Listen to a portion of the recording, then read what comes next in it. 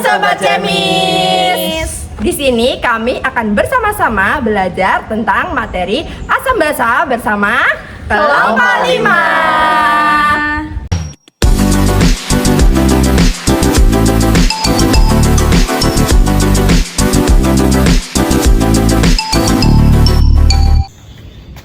Halo Sobat Kemis, selamat datang di video pembelajaran hari ini.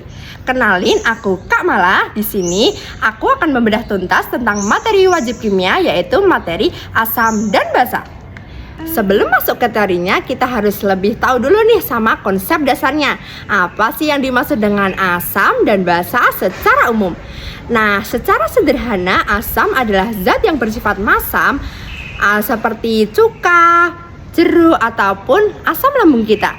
Sedangkan basa adalah zat yang bersifat licin atau pahit seperti sabun, soda kue, atau obat antasida.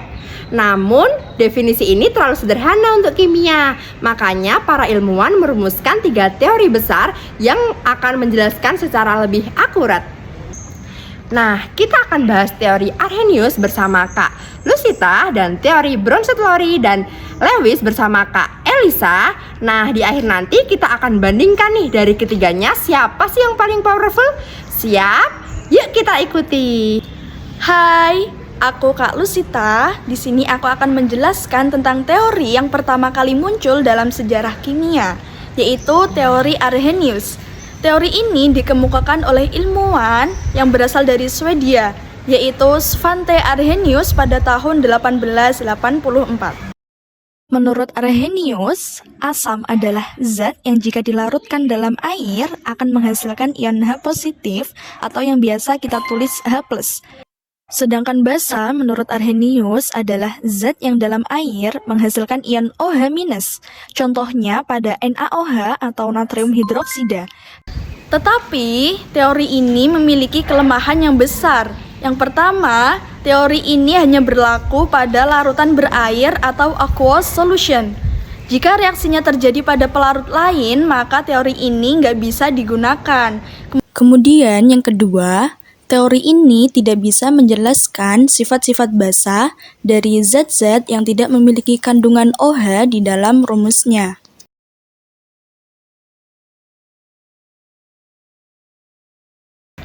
Nah, dari kelemahan Arrhenius tadi kemudian dijawab oleh 2 ilmuwan secara bersamaan pada tahun 1923, yaitu oleh Johannes Bronsted dari Denmark dan juga Thomas Lowry dari Inggris. Mereka memperkenalkan konsep asam basa yang jauh lebih fleksibel. Teori yang kedua adalah teori Bronsted-Lowry.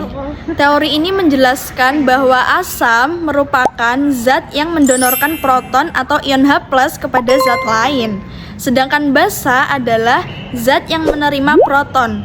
Jadi kuncinya bukan lagi soal larutan air, akan tetapi mengenai transfer proton. Perhatikan contoh ini. Terdapat NH3 atau amonia yang bereaksi dengan air. Dalam reaksi ini, air memberikan proton H+-nya ke amonia.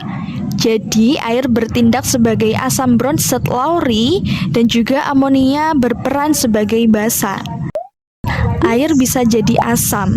Hal ini disebut sebagai zat amphoter karena bisa berperan sebagai asam sekaligus basa tergantung dengan pasangan reaksinya. Konsep penting lainnya adalah pasangan asam basa konjugat.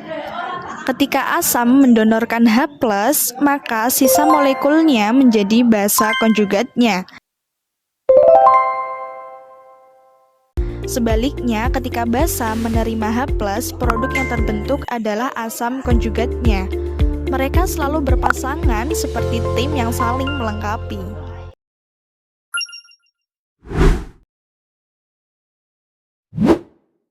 Hai semuanya, aku Kak Elisa.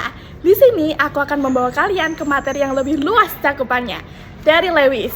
Teori ini dikemukakan oleh Gilbert Newton Lewis pada tahun 1923 dan teori ini sama sekali tidak menyebutkan tentang proton. Menurut Lewis, asam adalah zat yang menerima pasangan elektron atau electron pair acceptor. Sedangkan basa adalah zat yang mendonorkan elektron atau electron pair donor. Jadi bukan lagi tentang proton yang ada di H+, tetapi tentang elektron. Contohnya BF3 atau boron trifluorida. Boron punya orbita kosong, artinya dia siap menerima pasangan elektron.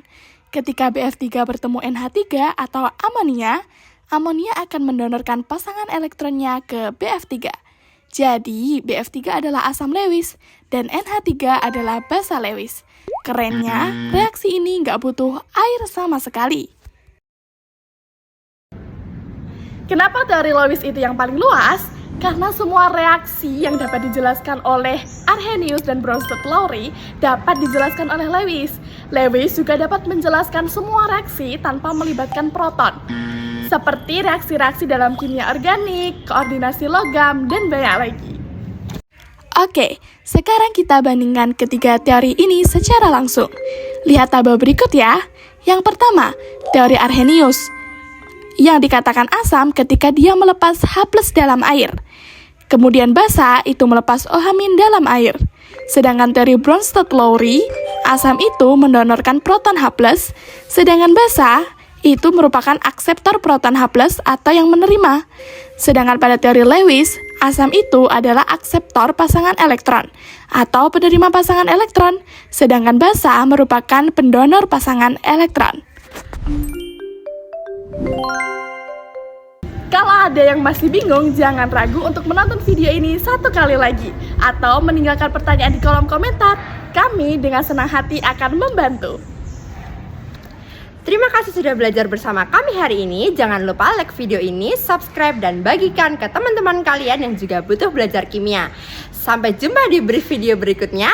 Semangat belajar terus Sobat Kemis. Bye-bye.